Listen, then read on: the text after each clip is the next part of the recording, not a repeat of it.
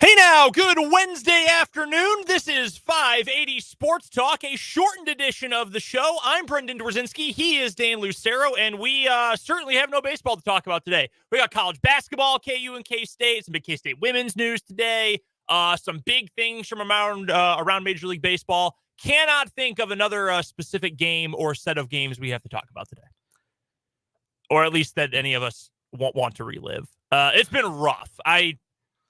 I know, Buddy Bell, it can always get worse. Don't say it can get worse.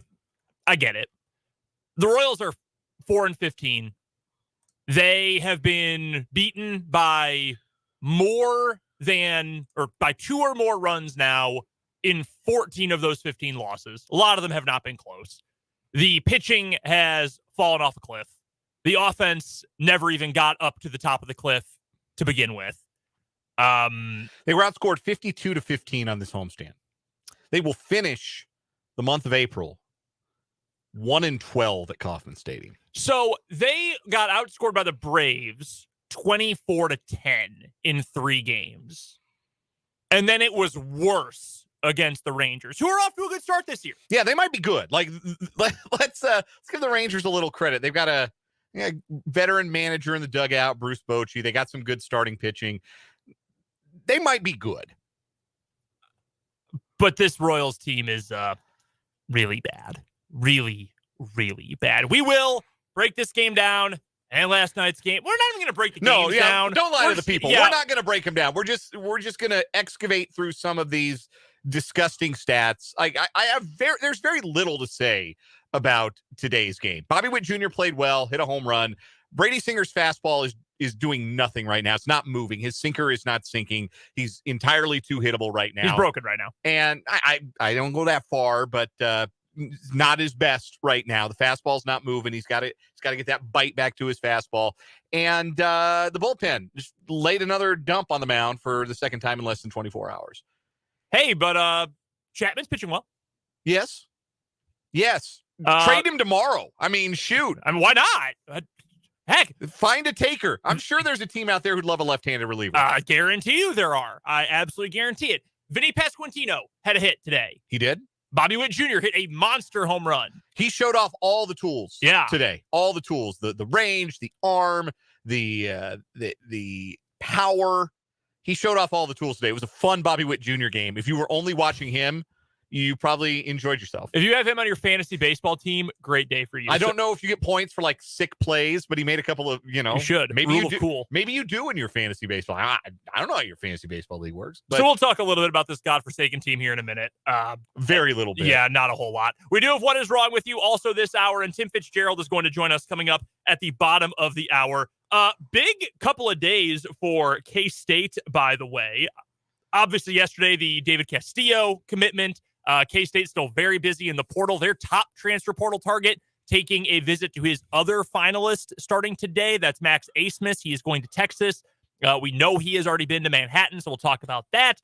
We've got a lot to get to, in fact, with Tim Fitzgerald coming up here at the bottom of this hour.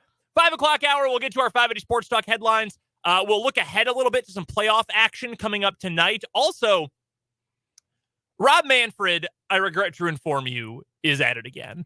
I saw earlier this week, I know we both did, some new proposed rules that are going to be experimented with in the Atlantic League this year. Mm-hmm. And I thought, these are so dumb. They are very stupid. Why are we doing stupid things? And then Rob Manfred said something even more stupid at the Sports Business Journal World Conference on Sports this week that has him fighting with the union president again. What is Rob Manfred doing? We will ask you that question coming up in the 5 o'clock hour. All that and more coming your way. We'll get to your texts. We'll get to your comments on the YouTube feed as well. Our text line number is 785-272-9429. And the name of our YouTube channel is Sports on 580 WIBW. Hop into the comment section. Text us whatever you need to get this off your chest. To let it all out. We've got a lot of fun coming up on the show. Going to be fun to talk to Fitz. Got some big KU news earlier today. One of their top targets in the transfer portal, Nick Timberlake. He committed to KU earlier this afternoon. That's a big get for Bill Self and the Jayhawks. A lot of fun coming up. So if you've got anything that's weighing you down, you can vent to us. You can let us know. Let it all out either in the YouTube comments or on the text line. Before we get to what is wrong with you, and no, before someone makes the joke, it is not the Kansas City Royals today. I think it is, it goes without saying, this team, based on how bad the offense has been to start the year, they need their pitching, their starting pitching especially, to be good. They need to be really good, frankly. And we have had some moments. Red Keller has had a couple of really nice starts. The first Brady Singer start, Lyles has been good enough that you should theoretically be competitive. His last time out, 8 innings, 4 runs. You should be able to compete in a game where your starter is giving you that. We have seen, Greinke's 40 years old. Like, if you get something good out of him, great. If that's not there, this team cannot compete. And the bullpen has been struggling now more than it was at the very beginning of the season. Yeah, it's time to sound an alarm a little bit, I think, about Scott Barlow. I think the so last too. few outings have not been good for Barlow. Hernandez, I guess, was better today. Clark had a really rough outing. It was Clark today. Mm-hmm. It was Hernandez yesterday. I thought it was interesting that they brought him right back out there today. Yeah. But, sometimes that's how you have to manage guys. You want to get them right back out on the bump and say, hey, fix it right away. And to Carlos Hernandez's credit, he had a good outing today out of the bullpen. Mm-hmm. But yeah, you've got to get better from your starting pitcher. And it's not that Brady Singer was horrendously bad or anything. Like I can show you horrendously bad. You're also welcome to vent if you want. It doesn't just have to be on the text line. Nobody cares. Do you care at this point? Less and less by the day. Fair enough. The 12-1 Pirates at Coors Field right now, so we can you and me, you Royals fans and I, we can commiserate. But like Singer gave it 5 runs on 6 hits today, and a lot of the problem, one of the things that led to a big problem for him in the second inning is that Edward Olivares can't play right field. Matt Quatraro, it's embarrassing. Matt Quatraro defended him in the post game. Says, "Oh, that's a play he'll make 99 out of 100 times." I'm like, what on a video game? It's like 2 plays in a row. There was the first one. The ball went. He took a bad route to it. Terrible and then it route. Went right by his head. He didn't even put his glove up. The next batter, not a terrible pitch. It may have ended up as a hit anyway. Even with a good effort in right field, maybe that falls. That's baseball sometimes. But instead of taking a direct route to the ball, which maybe I overestimated this, like when I was coming up and learning baseball, when you see the ball flying, you run toward it. Mm-hmm. He tried to cut it off while it was still in the air. He's running parallel to it instead of trying to go actually get to the ball, and then he just waits for it to roll to him. What are you doing? How did you learn to play the field like this? Who taught you this? Yeah, I don't know. That was pretty bad. And he hit one ball hard today. He got robbed. It was first inning, first at bat. He got robbed. A good running catch by Jankowski and left, but he went 0 for 4 today. He can't play the outfield. I mean, Franmil Reyes, I don't think can play the outfield either, but at least he's shown me he can fake it in a way that I'm not even sure Olivares is capable. And I like his bat. I do. I think there's something there. But if he can't play the field, he's not going to DH enough. I don't know what you do there. But you got to help these pitchers out. You got to make plays. Like Bobby Witt Jr. made some plays behind Singer and the pitchers today. That was big time. One of Taylor Clark's runs he gave up is unearned because MJ Melendez commits catcher's interference. And though he has looked improved receiving-wise behind the plate, that's a play you can't make. You can't make that play.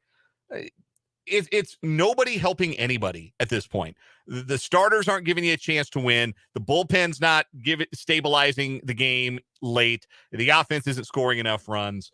It is full 3 Mile Island out there for the Royals.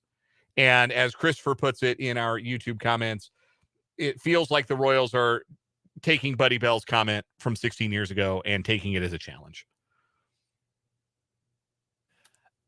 It could get worse than this. I will say that. Yeah, it could. I will say it could get worse. Familiar of how it could get worse. And you know why? And I said this to Fulton a couple weeks ago during Crosstalk, and I may have said it on our show as well. Y'all still care. That's why I know it could get worse. Mm-hmm. Because you guys are mad, and when we're mad, that they suck this bad. Because when it becomes worse, both for the team and for us, is when they're still this bad and no one cares. The first time we get talk about the Chiefs in the text line or on YouTube, that is when, okay, maybe it won't get worse from here. They're winning 10% of their game, or what is it right now? 4 of 19. That's so 4 of 20 less than 20%. Less than 20%. Yeah. So if we have the same kind of winning percentage a month from now and we talk about the Chiefs on the text line, okay, we have hit that point. We have officially challenged that famous quote. Speaking of the Chiefs, I saw somewhere today that they also had a 21-day stretch in their season where they won 4 games this past year. So the Chiefs and the Royals, they're the same. Hey, good for the Royals. Good for the Royals. Please do not ask for any amount of context about that. It's been brutal. The Royals have a day off tomorrow. I think everyone needs a day off. We need one. They need one. I know Facts. You on the other side of the radio need one. It's not going to get easier. Angels aren't good, but you know who is? Shohei Ohtani. Yeah, and he's going to pitch. And know who else is? Mike Trout. Don't love that. Really, really don't. But hey, day off. Maybe everyone gets a little rejuvenated and we see at least a slight turnaround. Or maybe not, and it only gets worse. And thankfully, the games take place over the weekend. So you don't have to listen to us talk about it on 580 Sports Talk. We've got to get to a timeout. We've still got plenty to get to as we have a shortened 2-hour edition of the show today. We will talk to Tim Fitzgerald later this hour. But first, we've got What Is Wrong With You up next on 580 Sports Talk.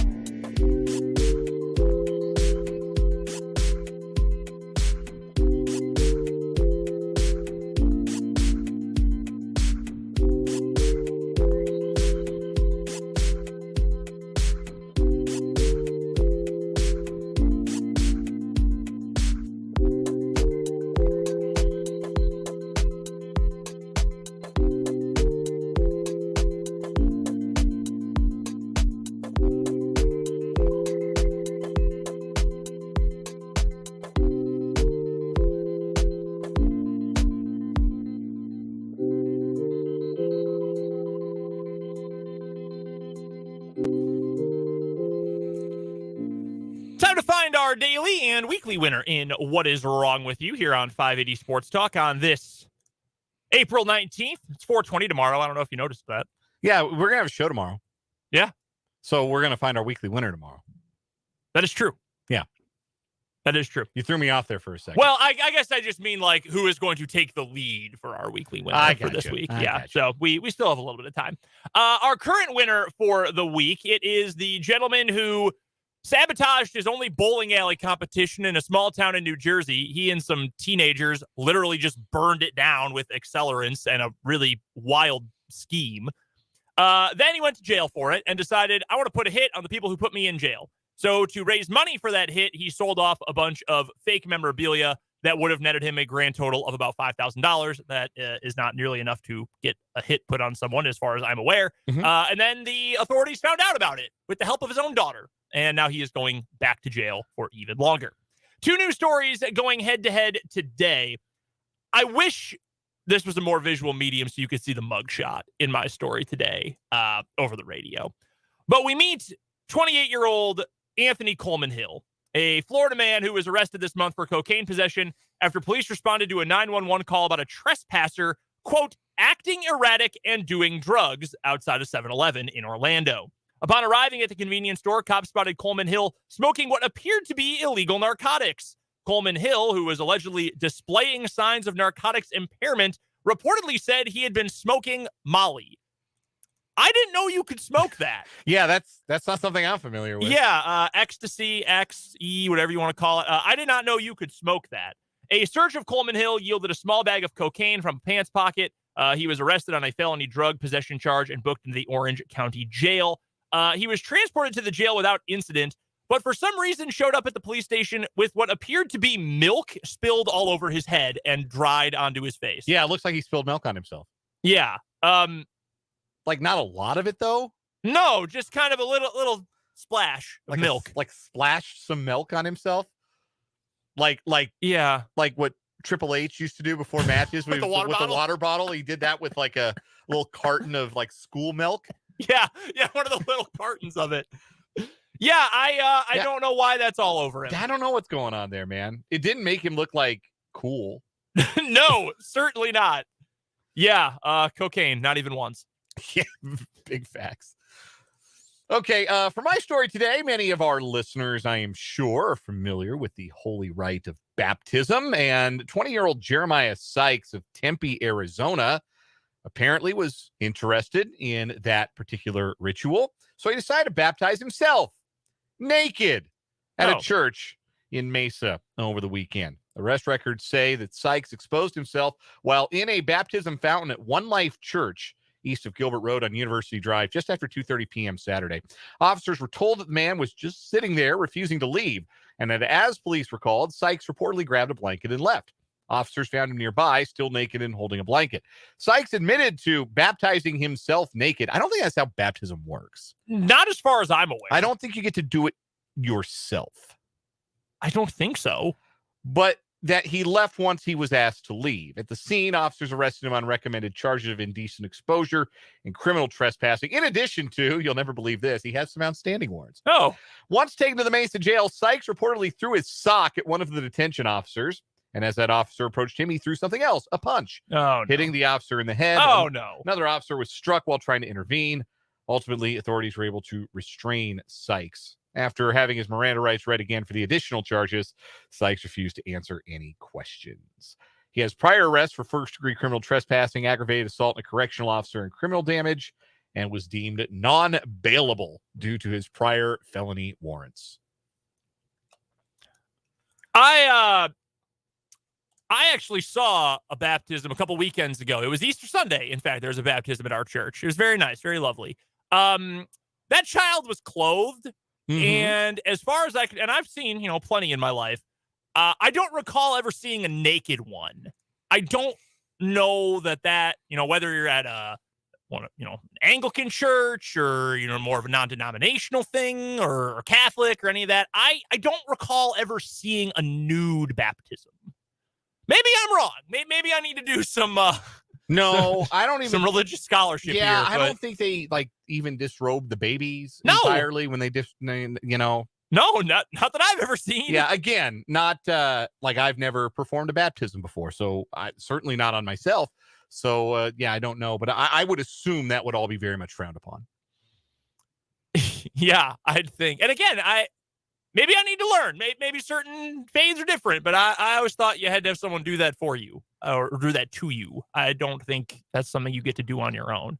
By the way, we have a comment here from Mark on YouTube who says, well, they do use milk at the Indy 500 for our first story. Mm-hmm. Maybe he thought he won something. Yeah, that could have been a better analog. Yeah.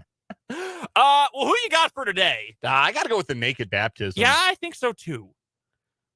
Why are you naked? Also, why are you punching a police officer? Yeah. Like, you can be mad. You can be frustrated. You can say something. You threw a sock. You threw a sock, and then you threw your fist. You can't do it. No. Why? You could say he socked him twice. Nice. Man, that one sucks. They didn't need that. That was bad. Yeah. That's fine. All right, that's our... Oh, man. That's our winner for today. Does that beat... What did we call him yesterday? The fake Tony Soprano. Fake Tony Soprano, that's right. The wannabe Tony Soprano. That's what it was. Does he beat that guy? Tried to I don't think so. That guy really tried to sell fake Derek Jeter and Johnny Bench merchandise. They cut holes in the roof of a bowling alley and then poured accelerants and other flammable things inside to burn it down. And he enlisted teenagers to do this. Why? Why would you do that? I don't understand. And I'm with you. I think that wins today in What Is Wrong With You. Brought to you, as always, by Top City Metal Supply. They cut the metal you need to your specifications, which saves time, money, and material. Never settle when it comes to your metal. That's Top City Metal Supply on South Topeka Boulevard, halfway between Frito-Lay and Forbes Field, sponsoring our What Is Wrong With You for today. We've got to get to a commercial break, but when we come back on the other side of this timeout, Tim Fitzgerald from GoPowerCat.com will join us for this week's edition of the Azure Credit Union Wildcat Wrap-Up on 580 Sports Talk.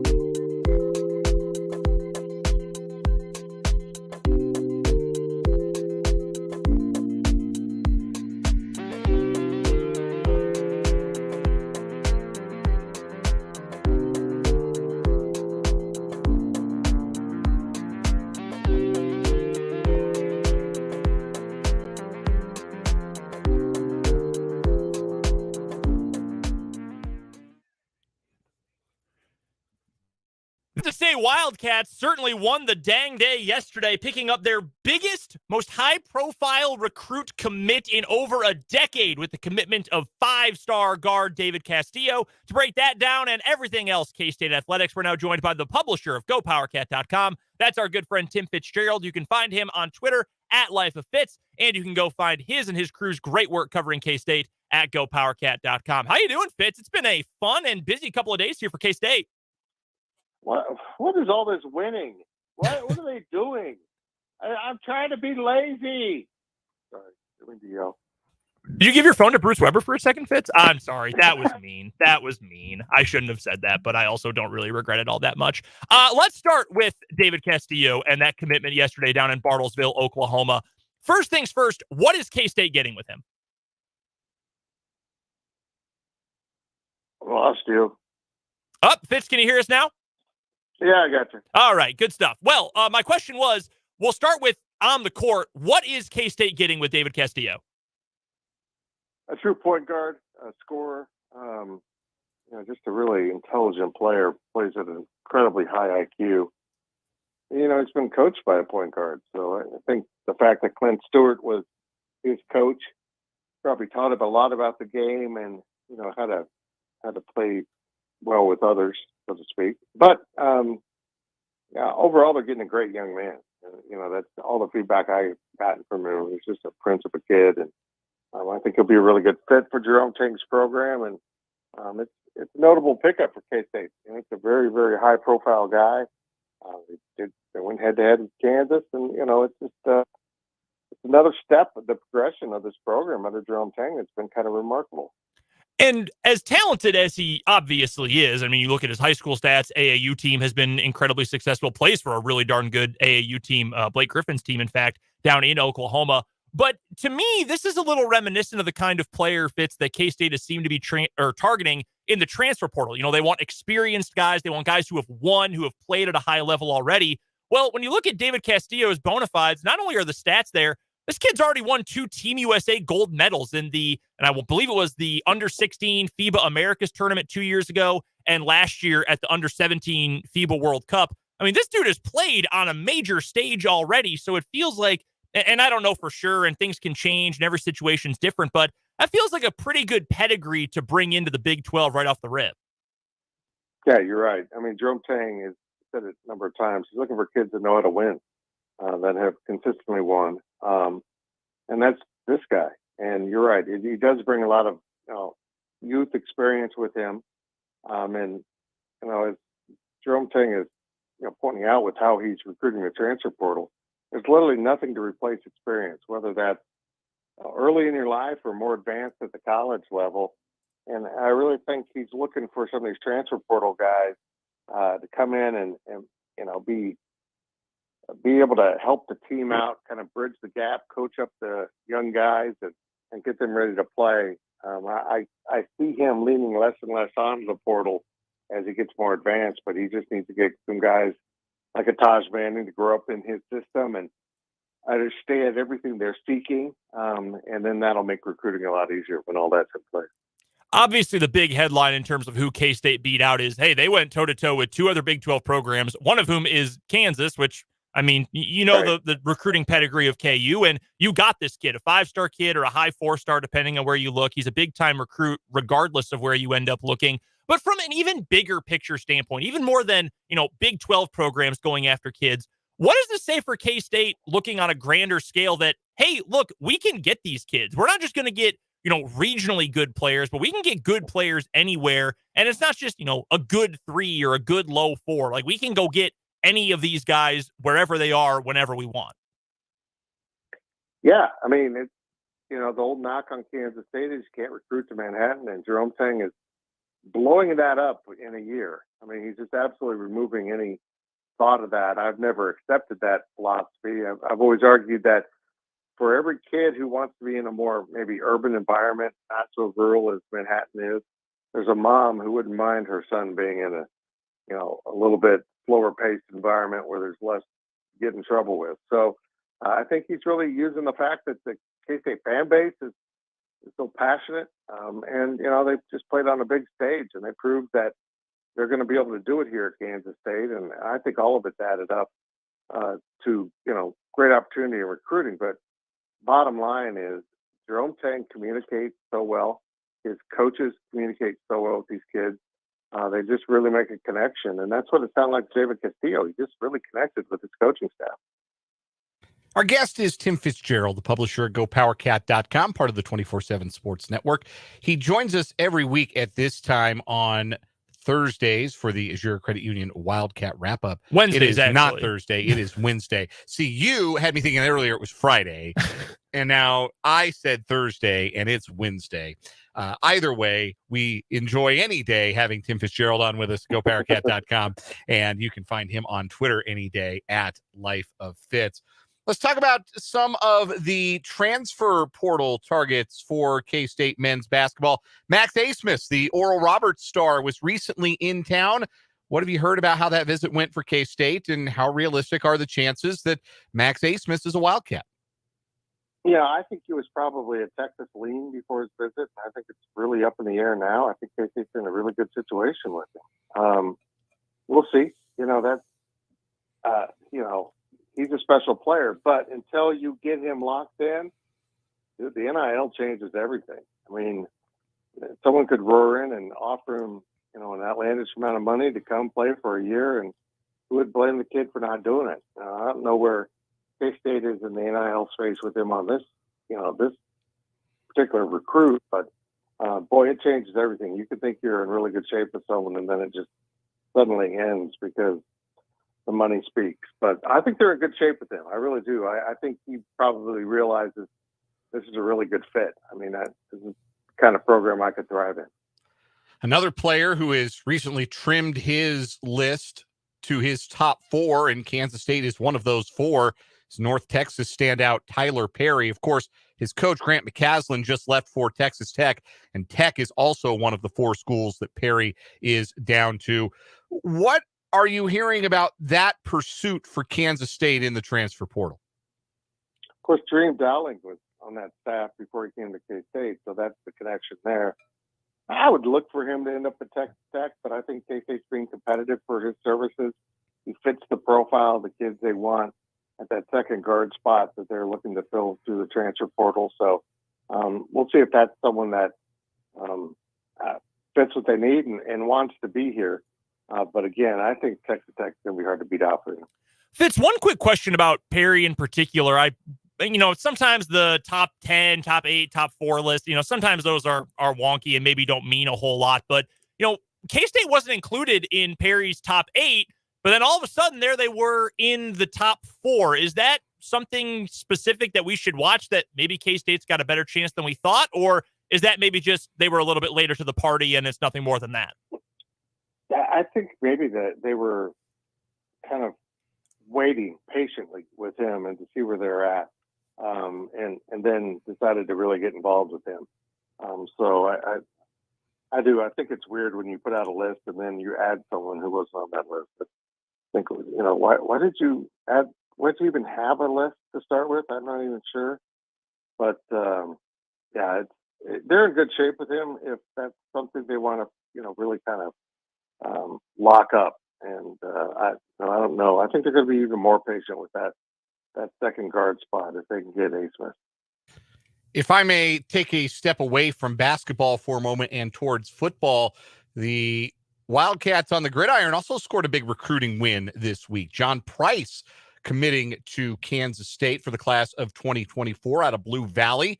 He's ranked the third best player, out of the state of Kansas in the class of 2024, a running back from Blue Valley High School that had gotten a lot of significant recruiting interest. Michigan and USC had some interest. He had an Iowa offer. Also, Oklahoma State and Kansas had offered. There was interest from Nebraska, Oklahoma.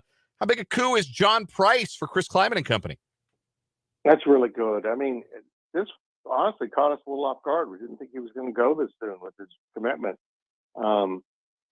So he kind of picked a bad day if he wanted headlines, because basketball had something cooking 2 hours later that would probably upstage it. But this is a nice pickup. He's a really good running back. Ryan Wallace, who's our, of course, football recruiting editor, just loves him and was disappointed that he didn't show up at the camp they had over the weekend in Kansas City that we had coverage from. But now he says that this explains it. He'd already decided what he wanted to do. It didn't feel like he needed to attend this camp. But yeah, this is, get another quality running back and one out of the region is really nice for K-State. They continue to kind of lock down Kansas. They continue to really get most of the key players they want out of the state. Chatting with Tim Fitzgerald from GoPowerCat.com. It's the Azura Credit Union Wildcat wrap-up here on 580 Sports Talk. Go check out Fitz's work at GoPowerCat.com, him and the rest of his crew, part of the 24/7 Sports Network. And you can find Fitz on Twitter as well. His handle is @LifeOfFitz. Speaking to the football point in particular, Fitz, what does the roster look like at the moment for K-State? Do you expect there to be a whole lot of movement one way or the other, either having to bring guys in to fill out 85 or possibly some guys leaving to make sure you get back down to the 85 number? Well, yeah, they're right around 85 right now. So probably need to see some movement out before moving in can take place. And I'm actually kind of surprised we haven't heard of anyone hitting the portal from Kansas State, just because it's that time of year. I mean, you're through spring football. Might as well, if you don't feel like you're going to have a shot, hop into the portal. But Chris Kleiman's doing something here that I think is really smart, and it's not because of the NIL. It's just, of the transfer portal, but because this is the way he prefers to do things.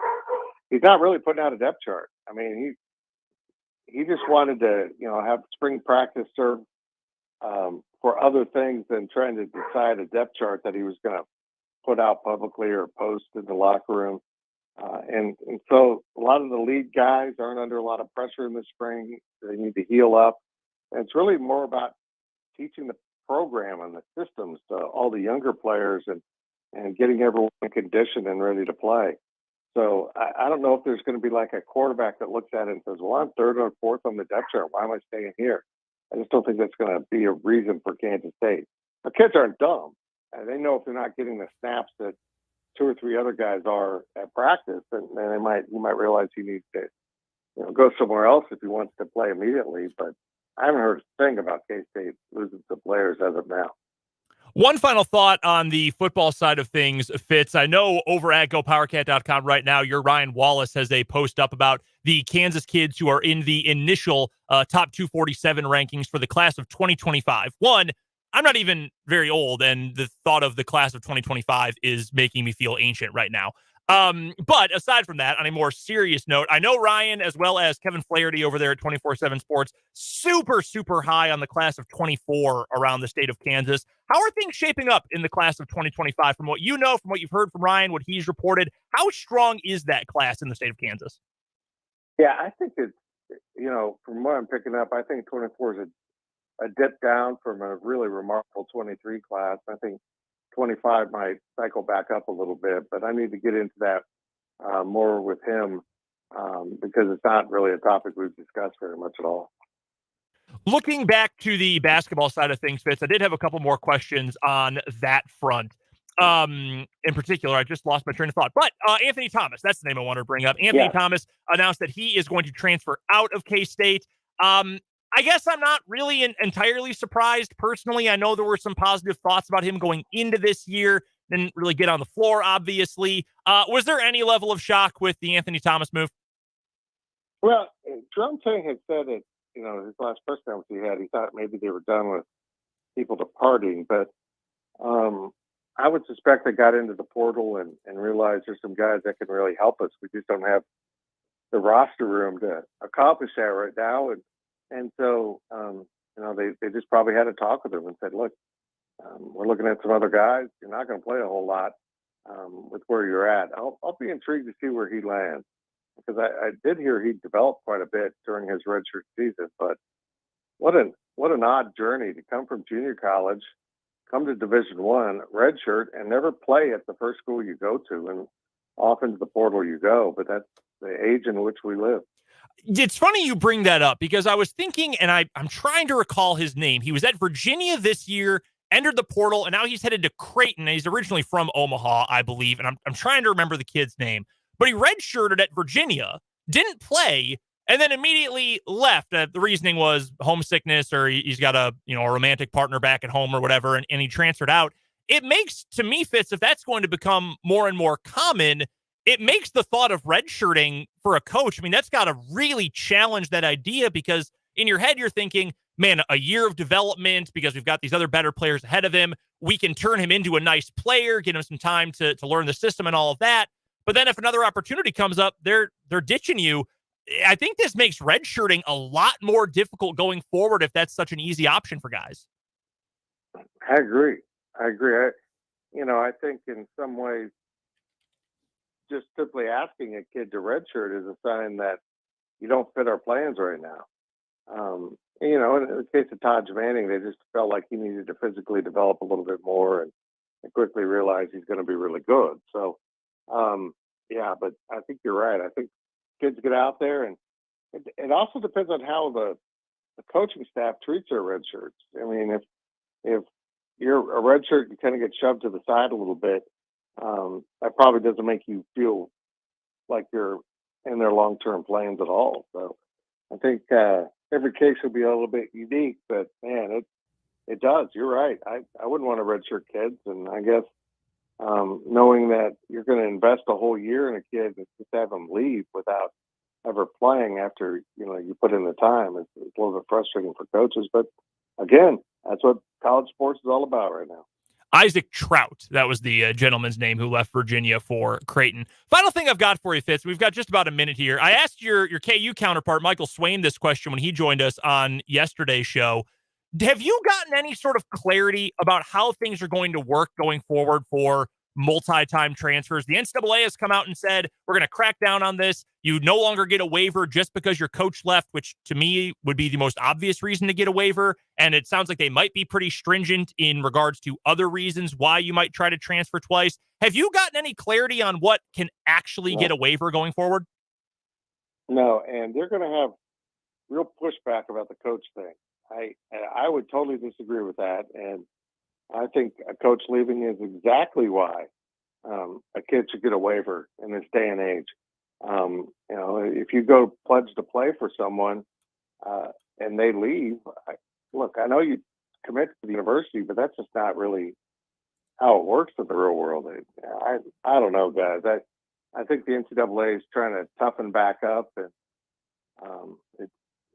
it's kind of weird to see them do this. But yeah, I mean, we've seen kids now playing their third or fourth university, and that's a little excessive. But I can see plenty of good reasons to let a kid have a second transfer. For all the greatest coverage of all things K-State athletics, head to GoPowerCat.com. It's part of the 24/7 Sports Network. You can also find Tim Fitzgerald on Twitter. His handle is @LifeOfFitz, and he joins us every single Wednesday, bottom of the 4 o'clock hour, for our Azure Credit Union Wildcat wrap-up. Fitz, we appreciate the time as always. Hopefully those wins keep rolling in for K-State, and we will talk to you next week. Okay, gentlemen. Great to talk to you. That is Tim Fitzgerald from GoPowerCat.com. Coming up in the 5 o'clock and final hour of 580 Sports Talk today, we've got our 580 Sports Talk headlines, including some KU commitment news out of the transfer portal, some baseball talk, and more. It's all next hour on 580 Sports Talk.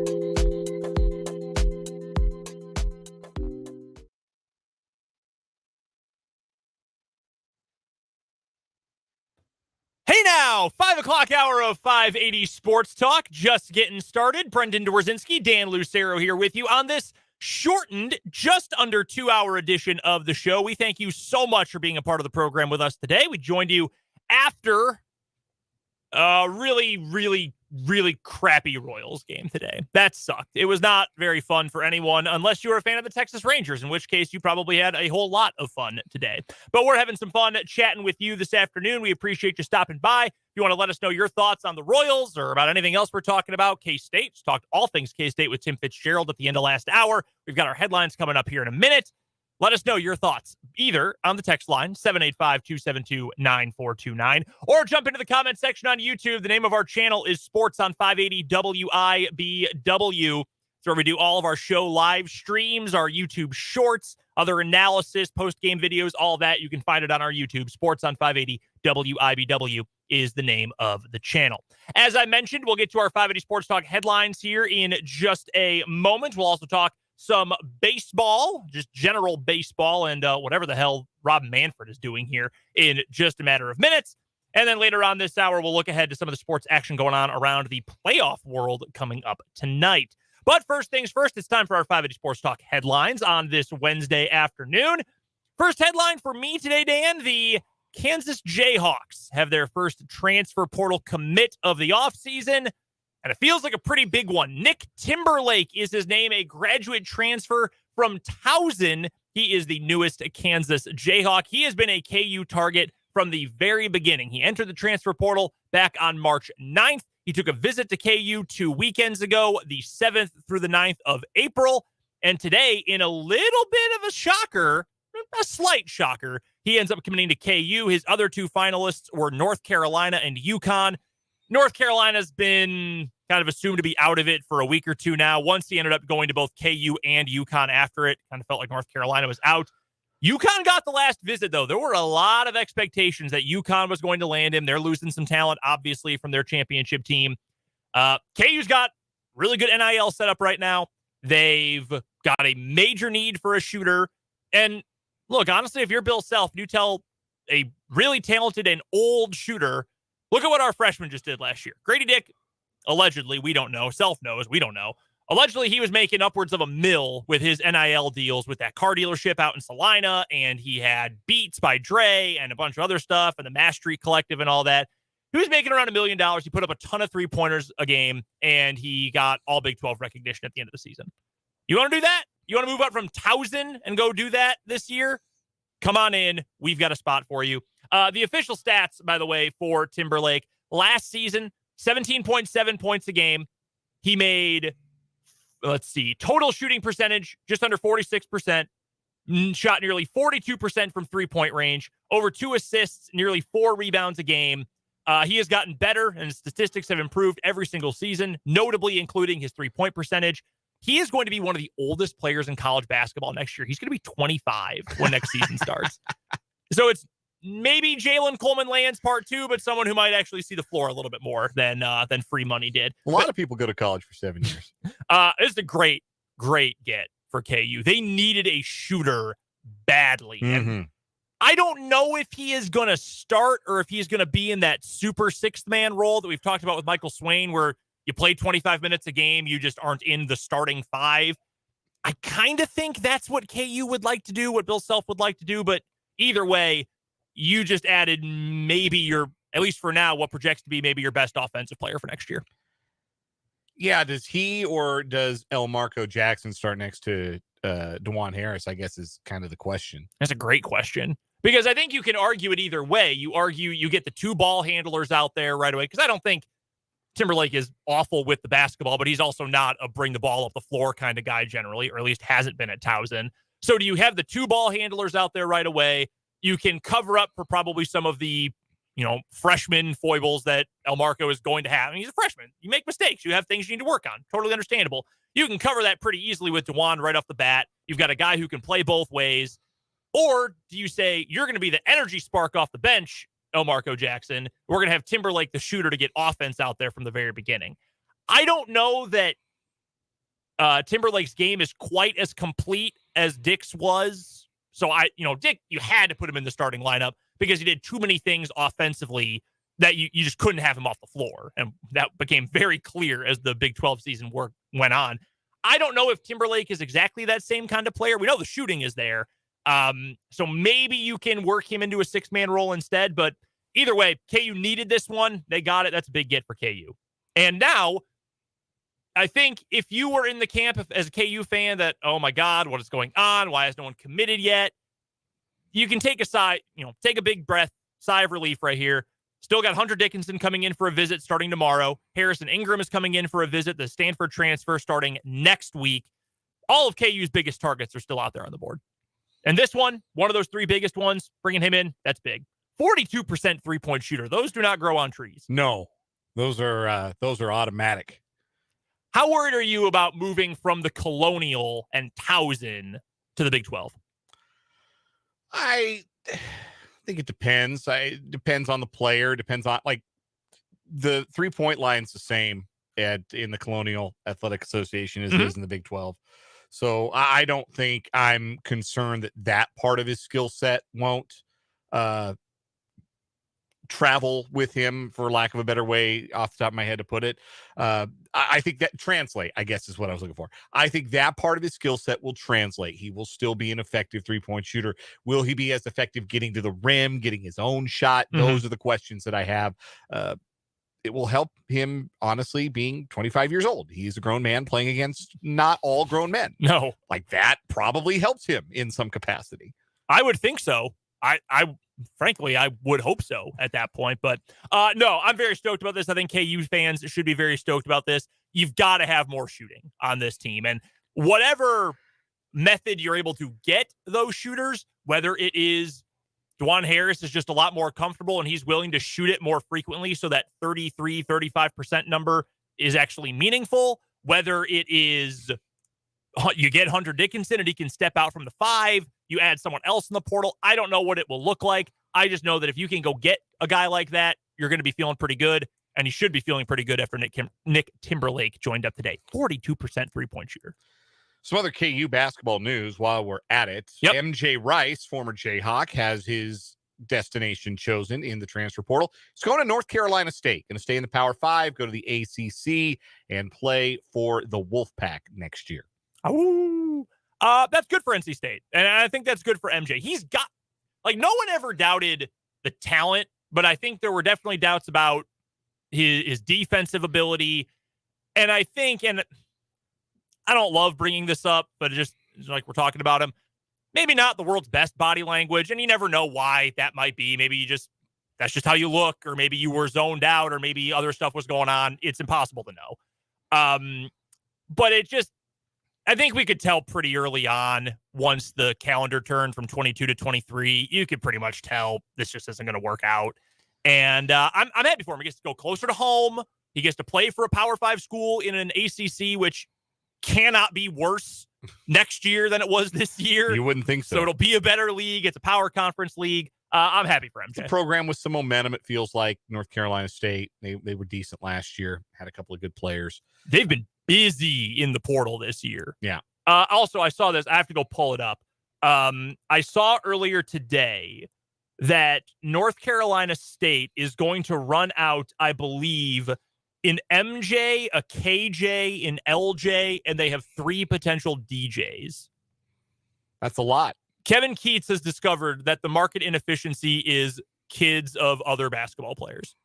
Apparently. Apparently, that's the way that North Carolina State is going to make that happen. But no, that's a good fit for MJ. I think, assuming they can, motivate him, get whatever they want out of him, I still think there's plenty of talent there. I think all 3 fits, honestly, for the KU guys who have announced new destinations make a lot of sense. I think Cam Martin to Boise State is about as good of a fit as he could find.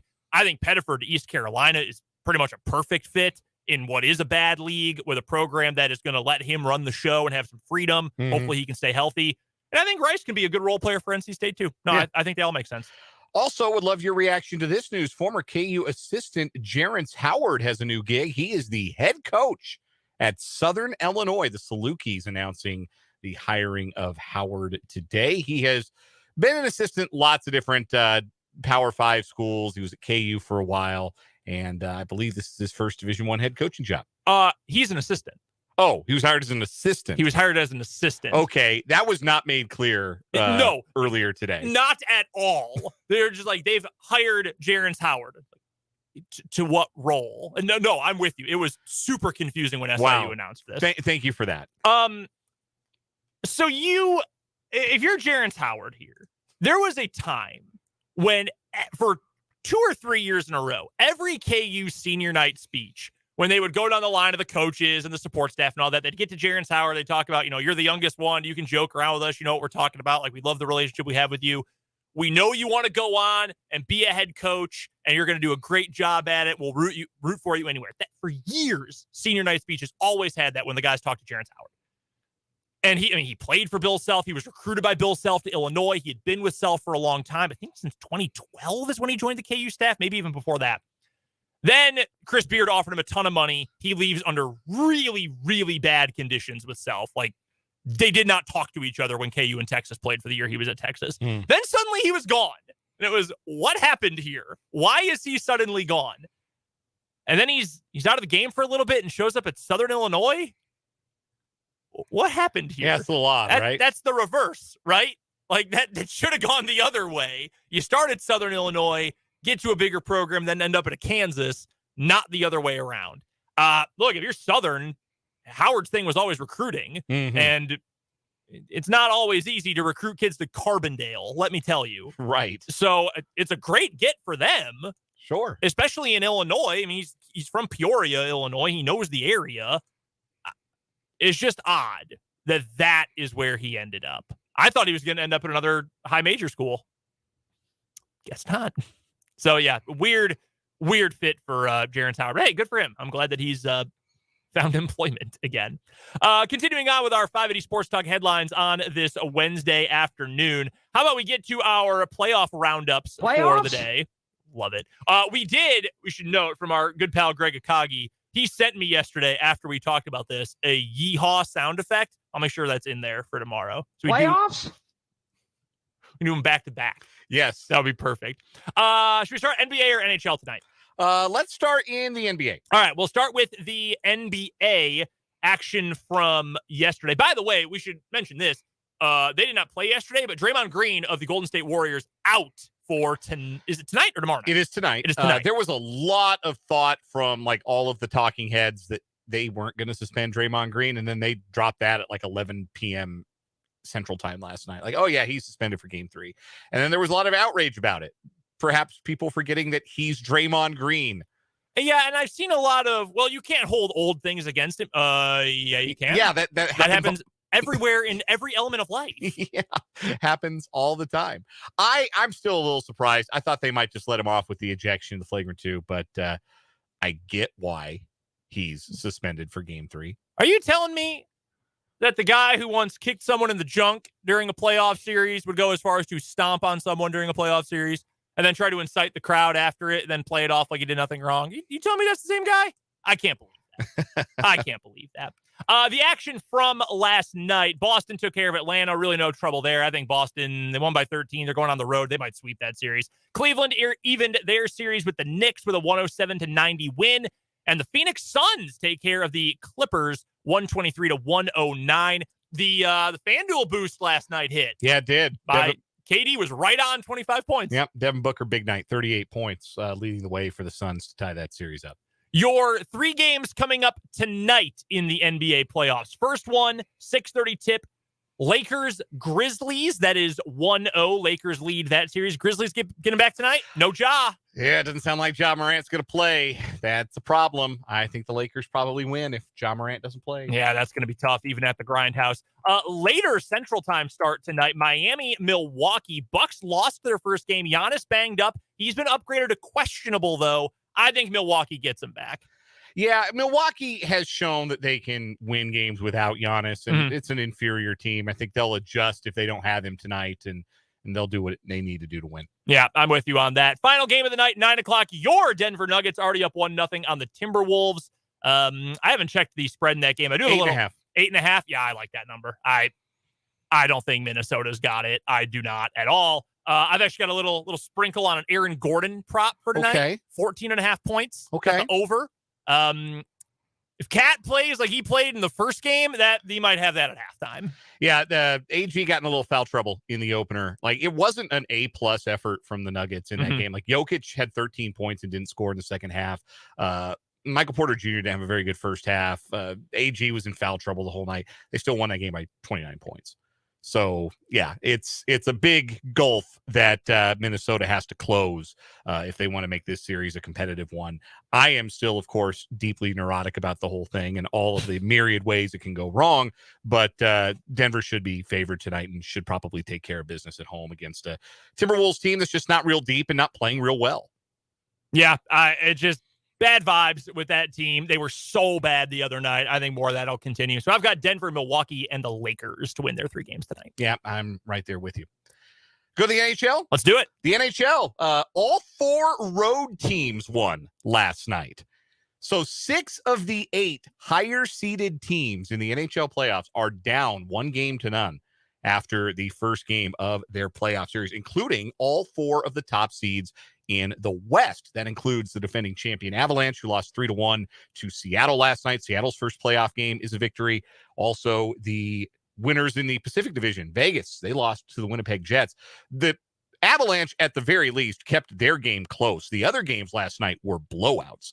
The Jets beat the Knights 5-1 in Vegas. The New York Rangers stomped the New Jersey Devils 5-1 in Newark, and the Tampa Bay Lightning rolled over the Toronto Maple Leafs 7-3 in front of maybe the most neurotic crowd in sports in Toronto. I didn't watch any of that game, but I saw the highlights on ESPN. I was watching Scott Van Pelt last night, and they showed that quick 3-0 lead that Tampa got out to, and they just showed crowd shots, I think, for the rest of the highlight. It was it was funny, but also, oh, man. It's going to be a punchline. They can't get out of the first round, and part of the problem is the way they do the playoffs in the NHL is they have to play the Lightning every year, and that's not been a very fun matchup for them of late. It shows you really the difference in the two sports and just how the playoffs work, that, like, you would not expect 6 of the 8 road teams to win the opening games in the NBA. It was notable enough when 4 of them did it over last weekend. But in hockey, that kind of feels like, well, yeah, that it'd be like that because, the hot goalie can happen, right? Fewer scoring events. So you've got more of a chance of upset outcomes. The 4 series that opened on Monday resume tonight out west. That's Carolina and the Islanders, and Boston and Florida in the east. In the west, it's the Stars and the Wild and the Oilers and the Kings. Again, both top seeds, all 4 high seeds in the west, down 1 game. I'm on the Oilers tonight. I do think the Oilers get back and take down the Kings. I do too. It was a bit fluky the way they lost the first game. I think they'll be fine. I think the Stars even things up against the Wild. I think the Islanders will win on the road tonight, but I think the Bruins take down the Panthers. Yeah, I mean, Boston better win because all this talk, the entire NHL season, I feel like the only headline I saw was Bruins on pace to set records. And then they did set records. You don't win. None of that matters. But you might get a really funny Twitter post from their account like we did from the Lightning a few years ago when they got knocked out in the first round. That would be very funny. How you feeling about your Avs? Not real fussed. Okay. I think that game was probably closer than the final score. They hit a couple of pipes in the third period. Seattle, though, is a tough matchup. Like the way they defend and the depth they have at their forward lines, it's not an easy matchup. Like last year when the Avalanche went into the first round, there was an opposing coach in the Western Conference that said that whoever plays the Avalanche in the first round is just wasting 8 days. And that ended up being true because the Avalanche swept the Predators. And nobody's saying that about this Avalanche team. It's different. It's going to be a tougher road in the playoffs this year. What I did not realize, and what I think put immediate bad vibes on the game, was the stat they put up on the broadcast when I was watching last night. Defending Stanley Cup champions have won their first round playoff series the next year less than 60% of the time. Interesting. It's really hard because you play so much hockey. You play deep in the year. You suffer injuries that guys like Avalanche never got their captain back. Gabe Landeskog didn't play this year. Last time we seen him on the ice, he was skating the cup around. So that's a big deal. And it means it's hard. It makes it meaningful when you do make another playoff run the year after you win it all. So not panicking. Panic meter probably not even activated yet. Okay. It will be a tougher series. I didn't expect a sweep. Also didn't expect to lose game one, but I don't think their goaltender is going to stand on his head all series like he did last night. A little bit of an NCAA tournament vibe, right? What is it now? 7 straight champions the next year don't make it out of the first round? Yeah. A little bit of the same, or the first weekend, I should say, not first round. A little bit of the same vibe, at least a little bit. Continuing on, next headline for me here on our 580 Sports Talk headlines from the NFL today.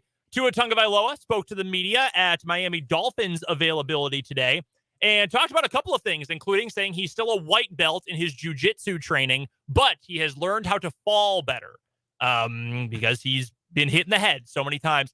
And to that point, he actually said at one point this offseason, he spoke with his wife about stepping away from the game and retiring from football. He said, quote, "I considered it for a time, having sat down with my family, having sat down with my wife, and having those kind of conversations, but it would be really hard for me to walk away from this game with how old I am with my son. I always dreamed of playing as long as I could to where my son knew exactly what he was watching, that he's watching his dad. It's my health, it's my body, and I feel like this is what's best for me and for my family." He, of course, suffered his second confirmed concussion on Christmas Day in a loss to the Green Bay Packers in Miami, but most of the world believes he also had a third undiagnosed concussion or unconfirmed concussion earlier in the season. Most of the world with eyes. Yeah, anyone who has ever seen a head injury in football before. But yeah, Tua said he almost stepped away. And frankly, can you blame him? No. No, not at all. Not even a little tiny bit. But I like Tua, so I'm glad he's sticking around. Yeah, I do too. I'm pulling for him. Yeah. I'm pulling for better health for him. I'm pulling for, like, I don't know, aside from the discussion of how good he is or what his ceiling is as a player, I just hope he gets a chance to end his football career on his own terms. Agreed.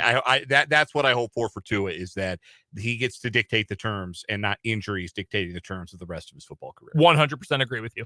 One more headline for me, and then one other thing that's not really a headline, but something that I think is worth throwing out there to our listeners. My final headline today, bad news if you were hoping to see Tiger Woods play in any of the other major golf tournaments this year. Tiger has undergone another surgery to address post-traumatic arthritis in his right ankle. Not right angle. It is a fusion surgery, essentially, on that right ankle. Of course, he injured gruesomely his right leg and ankle in a car wreck in February of 2021. According to a statement posted to Tiger's Twitter account, the subtalar fusion procedure, I'm not pronouncing that right, I'm sure, to address the arthritis caused by a previous talus fracture was determined to be successful. Surgery took place in New York, and Woods has returned to his home near Jupiter to begin rehabilitating. As for when Woods could return to golf, his agent, Mark Steinberg, told the Associated Press that there is no timetable for that. Tiger withdrew from the Masters a couple of weeks ago. There was just no way he was going to get around 29 holes in one day on the final day of the Masters after Saturday's action was postponed. He did make the cut, 23 straight made cuts at Augusta for Tiger, which is the record, but was unable to finish the tournament. And now it would seem very unlikely that he would be ready for the PGA the next month or any of the other two majors this year. That's tough. That sucks. It's a bummer because, like, everybody will tell you who is friends with Tiger Woods, or like the people who know Tiger Woods who are close with him, say, like, when he hits a golf ball, he can still do things with it that nobody else can. He can still hit it far. He can still shape his shots. He can still, spin it, make putts. He can do all the stuff that a competitive golfer, like a great competitive golfer, can do.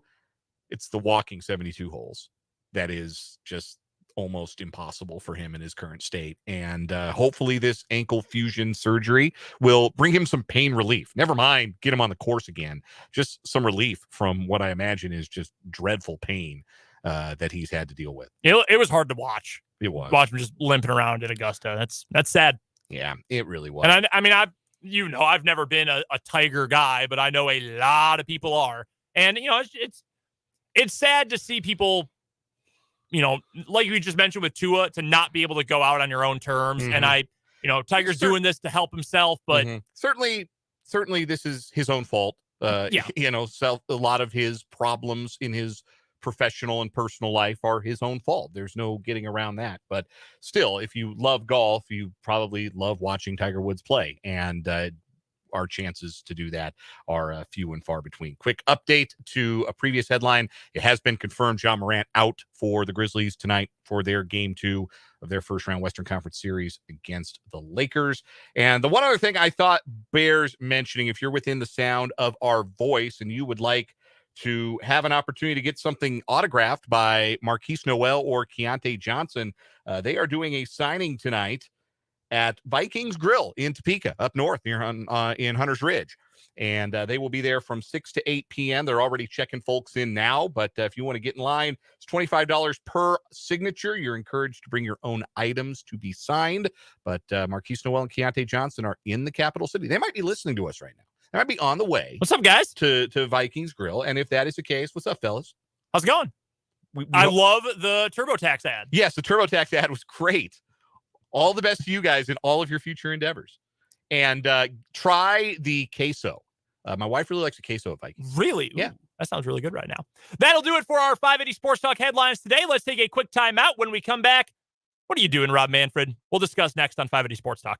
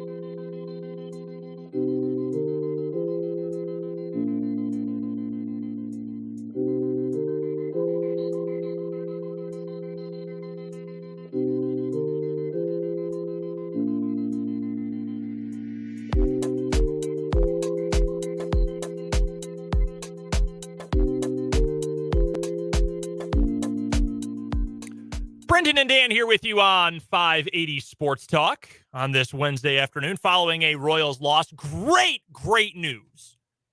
There is no Royals game tonight, nor one tomorrow. Yeah, don't have to. They will not lose tomorrow. That is a Dan Lucero guarantee. The Royals will not lose tomorrow, Thursday, April 20th. By the way, we've talked plenty of K-State today. We had Tim Fitzgerald on a little bit earlier. You mentioned Keontae and Marquise signing up at Vikings Grill earlier on. How about this for the K-State women? Jeff Mittie with a big transfer signing today, or commit today. Zionna Walker, Yeah. who originally committed to Louisville, played at Louisville this year. She was the Gatorade Kansas Player of the Year in 2022. She's coming back to the Sunflower State. She'll go to K-State. Yeah, Wichita Heights product. Got to see her play in state tournament back in 2020. That is a big-time pickup. I know that there have been a lot of fans of the Midi Cats that would like to see more of an in-state presence on that roster, and now they've got a player who was the state's best just one short year ago, coming back to play for K-State with her addition and the return of Ayoka Lee and Gabby Gregory back for another year. Should expect a much improved Wildcat roster next year. It's going to be an awesome year next year for women's basketball in the state. I also got to see Zionna Walker, would have been 21-22 at the Capital City Classic at Topeka High. And when I saw her on the floor, I said, there is no one else out here who can play with her. Wow. She was phenomenal. So very, very cool for K-State to pick up a transfer from an in-state player. I wanted to get to this. Honestly, I thought about getting to this yesterday, but we had so much going on.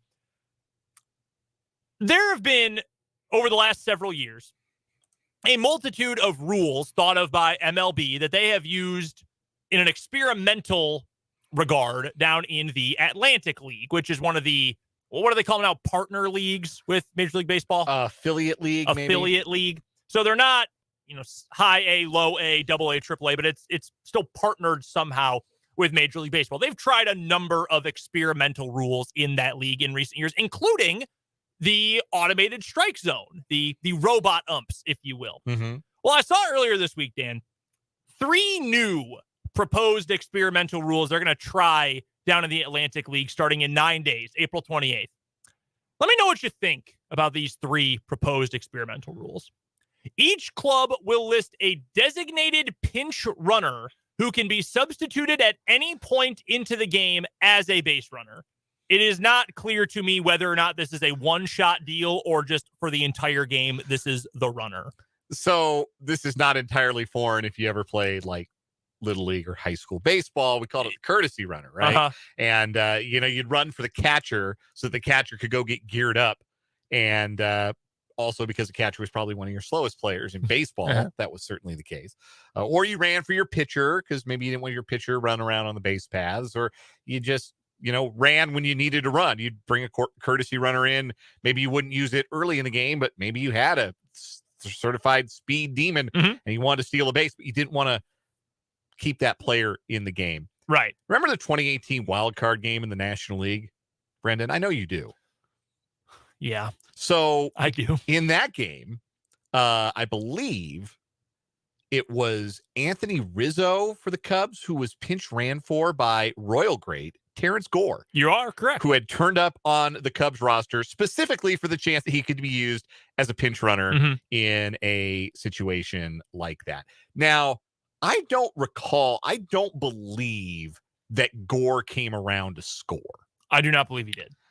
But of course, he had to stay in the game, and that game ended up going extra innings. And Gore, who never batted, that was his whole thing. Like, I remember it being a big deal when he got to start a game in the outfield for the Royals. And I want to say it was what year was that? He had wound his way back to the Royals. He got to start a game in the outfield. Might have been 2019. Anyhow, yeah, he stayed in the game. He went 0 for 2. He was one of the final 3 outs in the 10th inning. Cubs would have loved to have Rizzo's bat in the lineup and not Terrence Gore's, but they didn't. And Gore went 0 for 2, and the Cubs ended up losing to the Rockies. Man, whatever happened to that team? They don't exist anymore. They folded after that game. Don't ask me any follow-up questions. I understand the thought process behind the rule. It does though. We got to stop putting rules in that are Little League rules. We've already done the fake base runner, the California tiebreaker. That's already insidiously infiltrated Major League Baseball. The youth softball bases. Yeah, so I'm out on the courtesy runner. I am, even if it would prolong Terrence Gore's career. If you're gonna carry a pinch runner, you get to use them once, and then they got to bat. They got to be a real baseball player. Otherwise, teams are just going to sign track guys. I agree, and I am 100% in agreement. I like guys that go both ways. That's why I didn't like the designated hitter. But I like having more specialized, gimmicky stuff. I am against. Play baseball. Play the sport. things from the bigger level is supposed to trickle down to eventually getting to like little league. It should not be the other way. And this just feels like the coach's kid is a terrible batter, but is really fast. So he's going to go play. Fans of a certain age, baseball fans of a certain age, may recall the name Herb Washington, Hurricane Herb. Charlie O. Finley, the former owner of the Oakland A's, brought Herb Washington in as a pinch runner. That was his job on the 25-man roster, or however many guys the roster had at that time. I think it was still 25, to run. That was his whole job. In 1974, 1975, Washington, who had a track background, was one of the fastest guys in the world at the time, appeared in 105 games for the A's, all of them as a pinch runner. He never once took the field, and he never once had an at-bat, not a single one. He stole 31 bases, but he was caught stealing 17 times, 31 to 48. That's not all that great. No. He appeared in the 1974 World Series. His one postseason appearance, he got picked off. He got picked off at first. Great. So we have actually seen this before, and obviously Terrence Gore is the modern analog of a player who is on the roster specifically for his pinch running prowess, and it was helpful at times, certainly for those Royals teams that he was a part of. But to have a guy that's going to be their only job and they can't do anything, like they can't help you in the field, they can't help you at the plate. Nah, man, you're taking a job away from a real player at that point, and I don't support it. The other rules. So that one, you're out on that one? Yes, I'm out. Yeah, thumbs down on that one. Number 2, Atlantic League pitchers will be permitted only one disengagement from the rubber per at bat in 23. That is different from the already new MLB rule, which disallows 2 engagements during in at bat. So both of those rules, well, this one's stupid. I think this is very dumb. Mm-hmm. I think we have swung the pendulum way too far in the other direction on base running. Like, yes, are steals fun? Is it exciting? Sure. Fans love them. Fans love them. We have had way more of them this year than we have in many years prior. Base running is back. Stealing bases, certifiably back in Major League Baseball. Do you know how many stolen bases there have been in 2023 so far? Oh, God. Over 100. How about 374? Okay, that's a lot. I mean, there's multiple a game. Yeah. Anyone with even decent speed now, watching Cubs broadcasts this season, every time our color commentator on TV, Jim Deshays, says, well, you should steal here.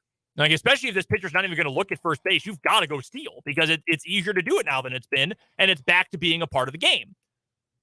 I think we've gone way too far in the other direction now. If we're saying, oh, well, you get a free extra pinch runner, you can use it anytime, and it's just a one-time deal, and you get a free runner, essentially, and now the pitchers can only try to pick you off once, or they get a balk if they do it a second time. I think that's too far. There's a balance, and I think we're as close to that equilibrium as we're going to get. This rule to me is way too far toward just steal on every play. It's not just the volume of stolen bases, it's the success rate. Teams are stealing bases now at like an 81% clip. I did the math. Mm-hmm. Which, yeah, we swung it a little too much, I think. I think more disengagements allowed, not less, is probably the way to go. I would suggest that. Honestly, I would suggest that if a pitcher wants to control the running game, they should be able to pick off as many times as they want. It's the stepping off to, manipulate the pitch clock. Yep. Like, I understand that you picking off repeatedly could be a way to manipulate the pitch clock, but pitchers got to have an opportunity to control the game a little bit. And agreed. I think that's getting away from them. So, yeah, I'm down on this one, too. Third rule, the double hook designated hitter rule, that's coined by Jason Stark of The Athletic.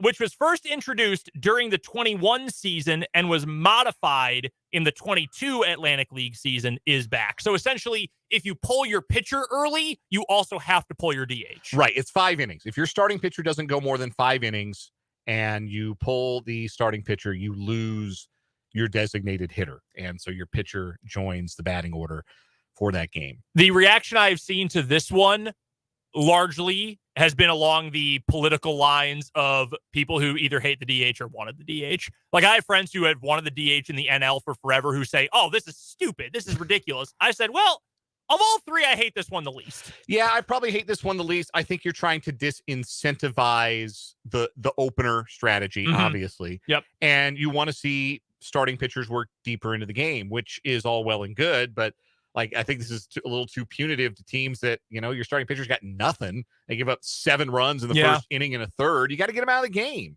And then you shouldn't be penalized because now you've made it harder to come back. Agreed. If you remove the DH. So I don't know, like maybe a variation on that is if you hook the starting pitcher before they've had a chance to bat, or if you hook or before the DH has had a chance to bat, or maybe make it 3 innings. I don't know. That one could use a little tweaking. I understand where it's at. I don't love the opener as a strategy either, and I think we see it less and less. Actually, I think you're trying to maybe kill a anthill with a blowtorch here. That's a very good way to put it. No, I agree. These rules suck, and I hope none of them ever see the light of day beyond the Atlantic League. Little short on time here. The other thing I wanted to bring up, though, Rob Manfred, we know that he does the bidding of the owners. He works for the owners. He does not work for us or the players. He works for the owners. Well, he's fighting with the Players Association again because he has said, and he's apparently in favor of it, that the league would like to limit the length of major league player contracts. So those big 10-year mega baseball deals, nah. Trim those. We don't want to give those out anymore. Manfred said this at the Sports Business Journal World Congress of Sports. A reform that has been of interest to ownership for a number of years is a limitation of contract length. Obviously, players love it. It gives them financial security for a very long period of time. The difficulty, and I think players will come to appreciate this as time goes by, you clown. Those contracts result in a transfer from the current stars to yesterday's stars. At some point, that has to be true, and I think it is an issue that is important for us to stay focused on because it creates inflexibility that affects the quality of the teams that you put on the field. Hey, Rob, who came up with the idea for the 10-year contracts to circumvent the luxury tax in the first place? The owners! They did this to themselves! Yeah. And the competitive teams are more than happy to give these contracts out because, they're not real worried about what, like the Phillies weren't real worried about what 39-year-old Bryce Harper was going to look like as a player. They wanted 28-year-old Bryce Harper to get him to a World Series, and he got him to a World Series last year. Like, this is the risk you run. Like that, you when you spend money on a free agent, you're spending for what they've already done. And if you give them a long-term contract, you run the risk that when they get to their mid to late 30s or their 40s, they're going to be a shell of the player they used to be. Look at Albert Pujols. It was a case for him with that long deal with the Angels. Look at Miguel Cabrera and what he is right now for the Tigers. An albatross, making more money than he's worth. But if they hadn't given him that contract, they wouldn't have had him in his prime. They wouldn't have been able to build a team around him that made several postseason runs. Like, that's the trade-off. And everybody seems okay with this, except a group of owners who think it's not fair to them because they're not willing to do it. They're not willing to spend that kind of money. They're not willing to make that kind of long-term commitment because they're afraid to be competitive because they'd rather make money than spend money and try and make their teams competitive. And I'm looking at your dumbass Dick Monfort of the Colorado Rockies, who earlier this year talked about how the San Diego Padres and what they're doing with all the long-term contracts they're giving out to Fernando Tatis Jr., to Xander Bogaerts. He says, well, I don't 100% agree with that. Hey, how do you feel about 18,000 people showing up to your ballpark to watch you lose 14-3 to the Pirates today? Your lowest attendance in a decade. How do you feel about that? Do you 100% agree with that? Do you feel better? A little. Let's get you a quick break. We're back after this on 580 Sports Talk.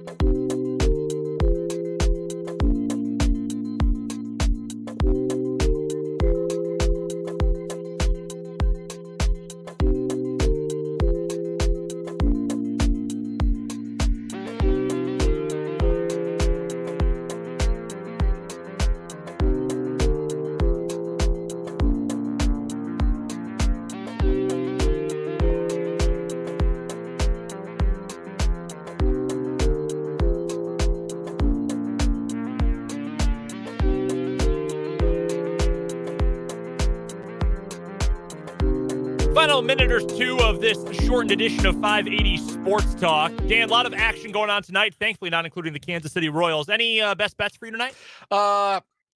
Sure. I go ahead and give you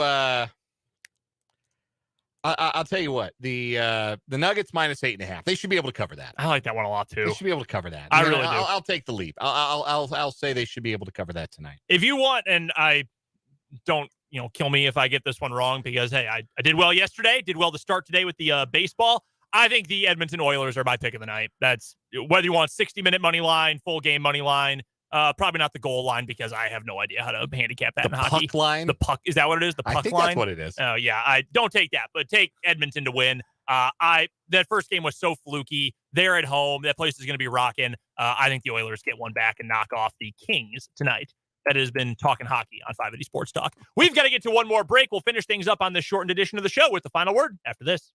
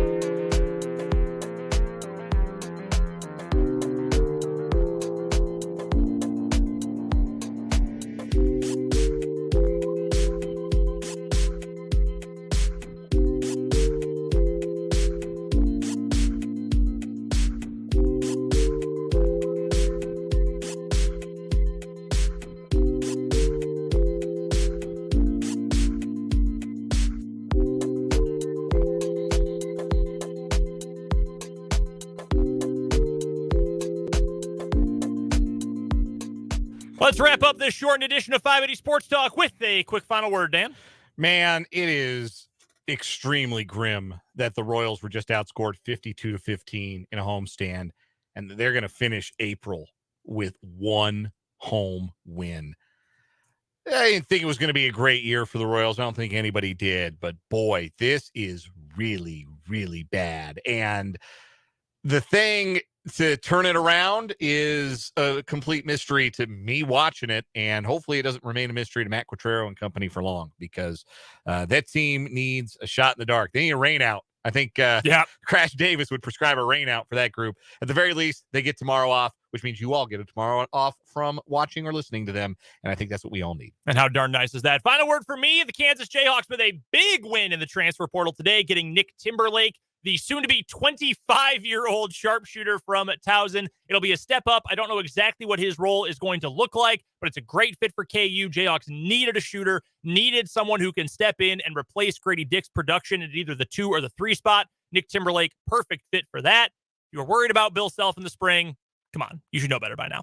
That'll do it for 580 Sports Talk on this Wednesday afternoon. If you missed any of this edition of the show, head to our website, 580wibw.com. Go to the podcast tab and click on 580 Sports Talk. That's where you'll find the podcast hour-by-hour version of the show. And you can head to YouTube. Sports on 580 WIBW is the name of our channel. Go check out the recorded version of the live stream or any of our old shows there on our YouTube channel. Coming up tomorrow on the show, Rick Peterson will join us for the Invista Credit Union High School Whip Round. We've got more NFL draft to get to. We'll talk some more KU and K-State as well. That's all tomorrow from 3 until 6. Until then, for Dan Lucero, I'm Brendan Dworzinski. This is 580 Sports Talk.